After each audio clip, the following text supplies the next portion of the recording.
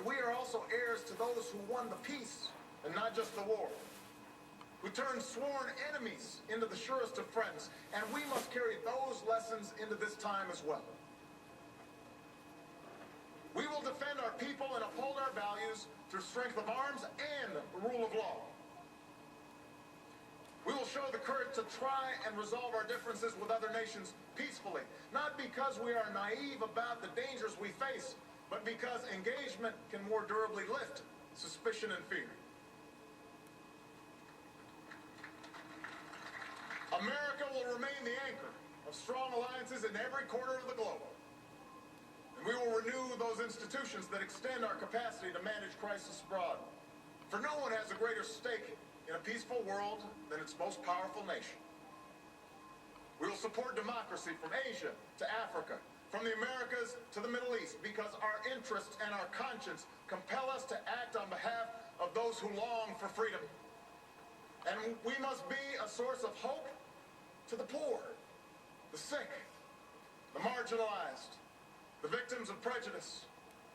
Not out of mere charity, but because peace in our time requires the constant advance of those principles that our common creed describes: tolerance and opportunity, human dignity, and justice.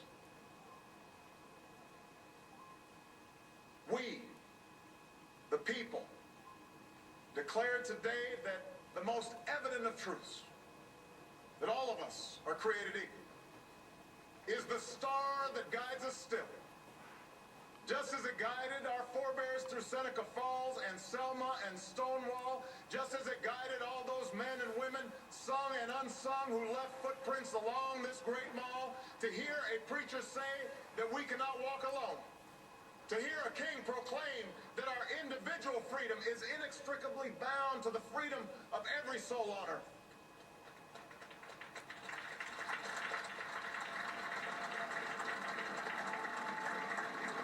It is now our generation's task to carry on what those pioneers began. For our journey is not complete until our wives, our mothers, and daughters can earn a living equal to their efforts.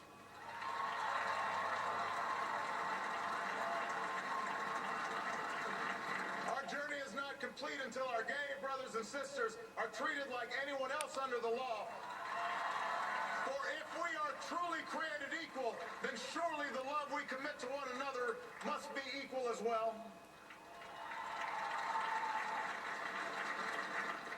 Our journey is not complete until no citizen is forced to wait for hours to exercise the right to vote. Our journey is not complete until we find a better way to welcome the striving, hopeful immigrants who still see America as a land of opportunity, until bright young students and engineers are enlisted in our workforce rather than expelled from our country.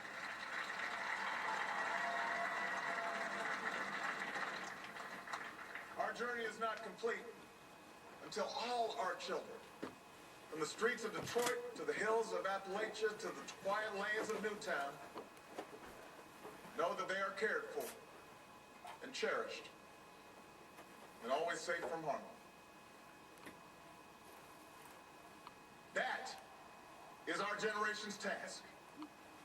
To make these words, these rights, these values of life and liberty and the pursuit of happiness real for every American. Being true to our founding documents does not require us to agree on every contour of life. It does not mean we all define liberty in exactly the same way or follow the same precise path to happiness. Progress does not compel us to settle centuries-long debates about the role of government for all time, but it does require us to act in our time.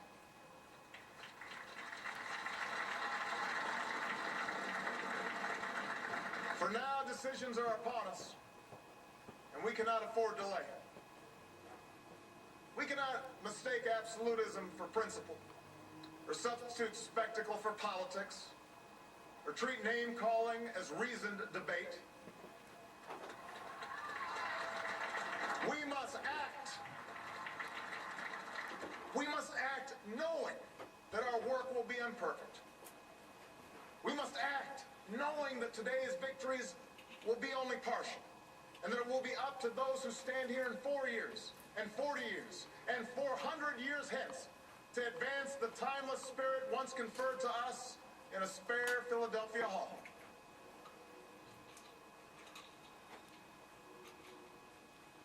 My fellow Americans,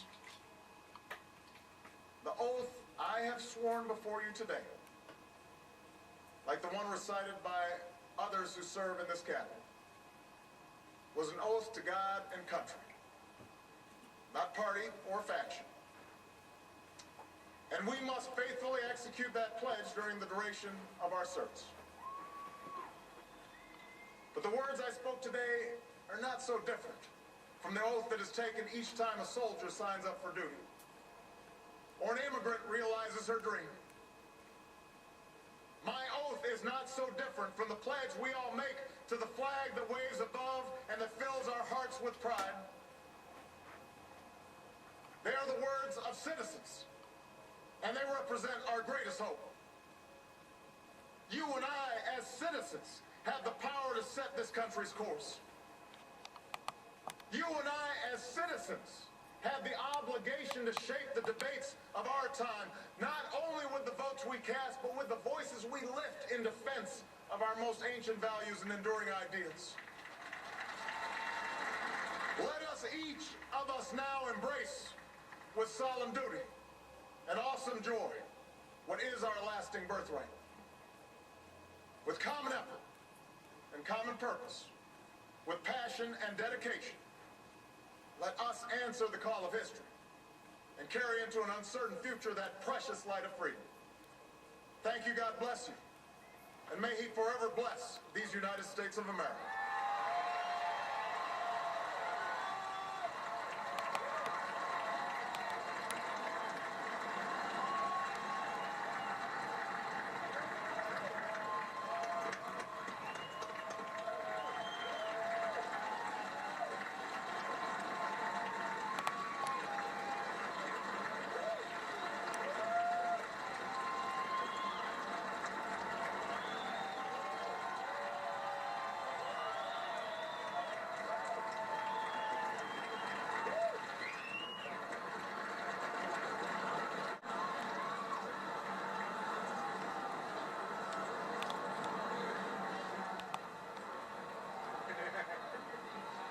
At this time, please join me in welcoming award-winning artist Kelly Clarkson, accompanied by the United States Marine Band.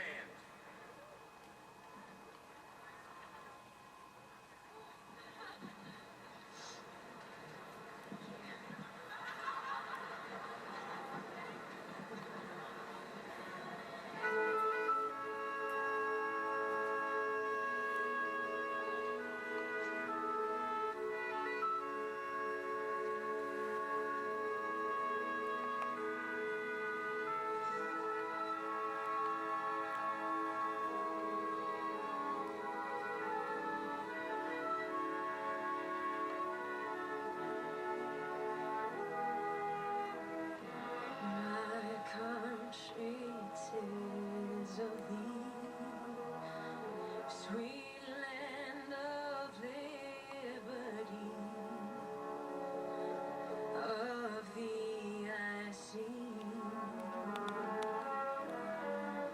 land where my fathers died, land of the pilgrim's bride, from every mountainside.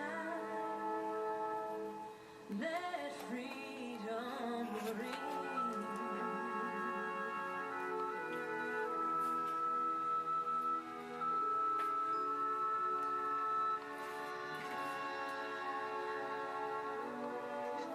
Let music swell the breeze and ring from all the trees.